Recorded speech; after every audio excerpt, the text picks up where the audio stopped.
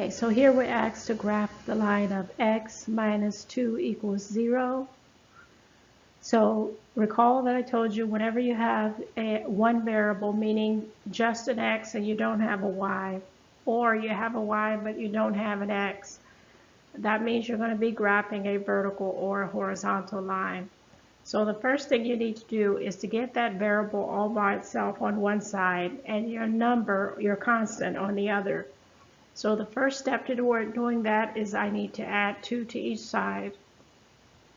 Once I do that, now I can clearly see my line.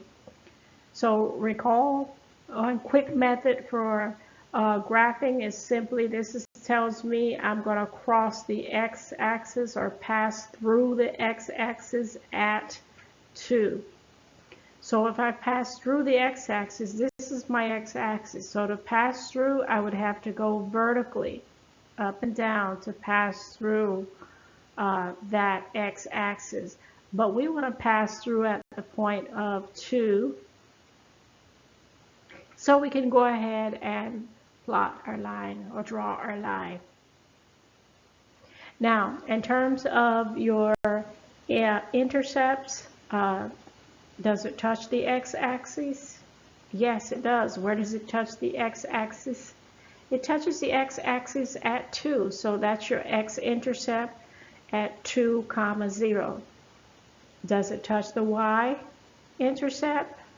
No, it doesn't. You don't even have a y. There is no y-intercept in this case. So again, all you needed to do to solve this equation was to simply solve for that one variable you had. Remember, normally when you use the x and y intercept, you have to let one variable be 0 in order to find the other variable. Well, since the other variable is already canceled out, all you need to do is to solve for the one that you have, get the variable by itself, and graph your line. Okay? And again, this is another method for solving it, which is the same thing as solving it using the pass-through method.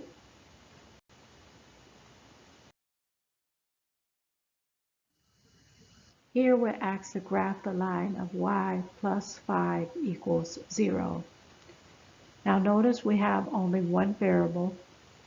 So whenever we have only one variable, we need to get that variable on the side by itself and the number or constant on the other side.